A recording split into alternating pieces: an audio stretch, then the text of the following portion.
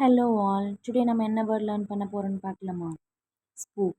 ஸ்பூக் அப்படிங்கிறதுக்கு மீனிங் பார்த்தீங்கன்னா multiple meanings இருக்குது. ஓகேங்களா? ஸோ ஃபர்ஸ்ட் மீனிங் என்னென்னு பார்த்தீங்கன்னா கோஸ்ட். பேய் வகையில் கோஸ்ட்னு சொல்லலாம்.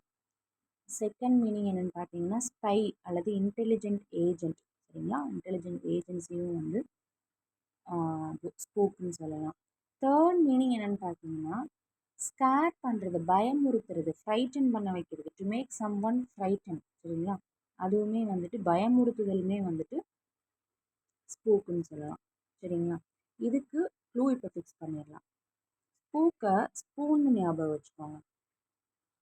ஒரு ஸ்பூன் லாஸ்ட் ஆயிடுச்சு அப்படின்னா அது கோஸ்ட் தான் எடுத்திருக்கும் அப்படின்னு நினச்சிட்டு நீங்கள் போய் என்ன பண்ணுறீங்கன்னா இன்டெலிஜென்ட் ஏஜென்சிகிட்ட கம்ப்ளைண்ட் பண்ணுறீங்க, ஸ்பை கிட்ட.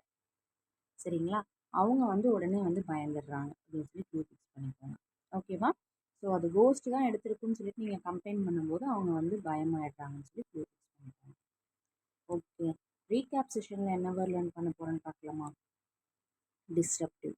டிஸ்ரப்டிவ்னா நம்ம ஏற்கனவே பார்த்துருந்தோம் இல்லையா? ரொம்ப ட்ரபிளை ஏற்படுத்தக்கூடியது, சீர்குலைக்கக்கூடிய ஒரு விஷயம். கியாஸ்ன்னு சொல்லியிருந்தோம். இன்ட்ரப்ட் பண்ணுறது. ஓகேங்களா? ஒரு விஷயம் சீராக போயிட்டுருக்குன்னா அதை சீர்குலைக்கும் நோக்கோட ஒரு வேலையை பண்ணுறது தான் டிஸ்ரப்டிவ். இதுக்கு க்ளூ என்ன நம்ம ஃபிக்ஸ் பண்ணியிருந்தோம்? இந்த ருப்பி மட்டும் இல்லை, திஸ் ருப்பி இல்லை அப்படின்னா எல்லாமே பிரச்சனை தான், கியாஸில் தான் முடியும். சரிங்களா? இடையூறில் தான் முடியும்னு சொல்லி பார்த்துருந்தோம். டுமாரோ ஒரு வேர்ட் லேர்ன் பண்ணிக்கலாம். Thank you, have a nice day.